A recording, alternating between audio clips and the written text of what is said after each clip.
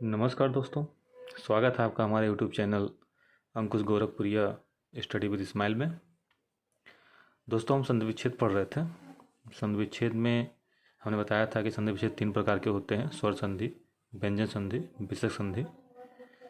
इसमें से स्वर संधि हमने शुरू किया था। स्वर संधि के मैंने 5 भेद बता दिए थे: दीर्घ संधि, गुण संधि, वृद्धि संधि, यड़ संधि, आयात संधि। फिर हम लोगों ने दीर्घ संधि पढ़ना शुरू किया था। दीर्घ संधि में हमने आपको बताया था ये रूल कि समान स्वर आपस में योग करते हैं, योग करके विकार करते हैं। विकार करने के बाद जो संधि होती है उसे दीर्घ संधि कहते हैं। ठीक है। तो इसी प्रकार ये समान स्वर लिया, ये समान स्वर लिया, ये समान स्वर लिया। ठीक है। एक हमने यहाँ ये बताना भूल गया था, बताना नहीं है, लेकिन बैटरी मेरी ऑफ हो गई थी कुछ कारणों से, तो मैं ये फिर से बता दे रहा हूँ आपको। फिर आज हम पढ़ेंगे गुण संधि, जो स्वर संधि का दूसरा भाग है, गुण संधि। ठीक है। तो आइए पढ़ लेते हैं। पहले दीर्घ संधि का एक और रह गया है कि री और री, ये जो दो स्वर हैं आपस में, ये दो समान स्वर हैं, दोनों आपस में मिलेंगे तो री बनाएंगे। ठीक है। आइए एक इसका एक उदाहरण देख लेते हैं। समझ गए होंगे, दो समान स्वर आपस में योग कर रहे हैं तो ये बन रहा है, इसलिए इसे दीर्घ संधि कहेंगे। ठीक है। तो आइए एक उदाहरण लेते हैं। पितृण, पितृण, इसका संधि करिए, विच्छेद करिए। ये संधि है और जो तोड़ेंगे उसका विच्छेद बोलते हैं। इसका विच्छेद करिए तो इसका विच्छेद हो गया पितृ धन ऋण, यही इसका संधि विच्छेद होगा। ये कैसे हुआ, मतलब इस विच्छेद से हमको ये संधि कैसे प्राप्त हुआ, देखते हैं। ये देखिए, तो पे रा का मात्रा लगा हुआ, री का, और ये री है, री का, जो कि हम ये जानते हैं कि दो समान स्वर आपस में मिलेंगे तो री ही बनाएगा दीर्घ संधि। तो ये क्या बन गया, री बन गया। ठीक।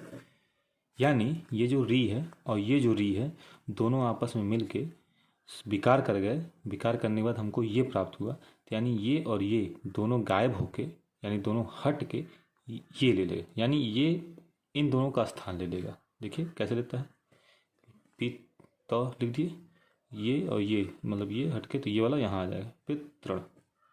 ठीक है, पितृण मिल गया हमको। ठीक। तो इसी तरह आइए एक दो उदाहरण और ले लेते हैं दीर्घ संधि का। जैसे एक ले लीजिए कवींद्र, कवींद्र, कवींद्र ले लिया। इसका संधि विच्छेद करिए तो इसका संधि विच्छेद होगा कवि धन इंद्र। ठीक।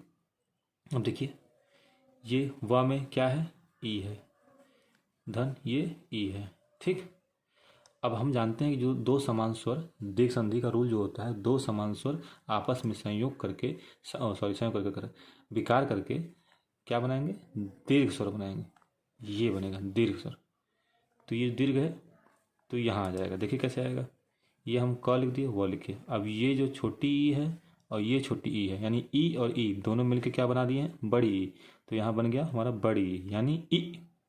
ये ई हट गया, ई लग गया, और बाकी जो बचा है न लिख लिया, द र, कविंद्र। देखिए प्राप्त हो गया, कविंद्र प्राप्त हो गया।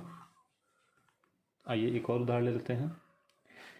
इसी तरह उदाहरण लेते हैं कोई और कौन सा ले, एक लेते हैं नदीश, नदीश, नदीश लेते हैं। ठीक है। तो आइए इसको क्या लिखेंगे, नदी लिखेंगे। इसको क्या लिखेंगे, ईस लिखेंगे। हो गया, नदी धन ईस लिखे।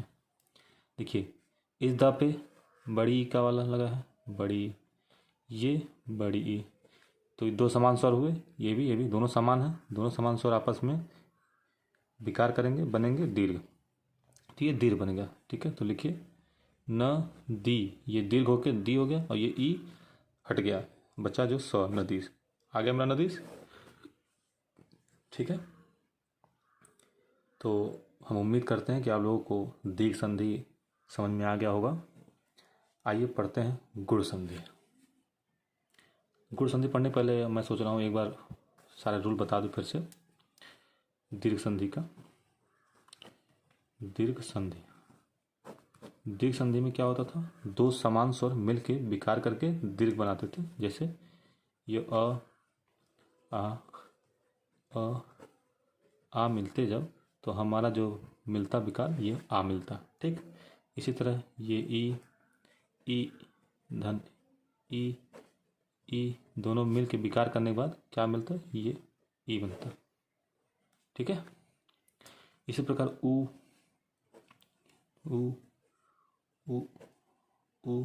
दोनों विकार करके दो समान स्वर हैं, दोनों समान स्वर आपस में विकार करके क्या बनाएंगे, उ।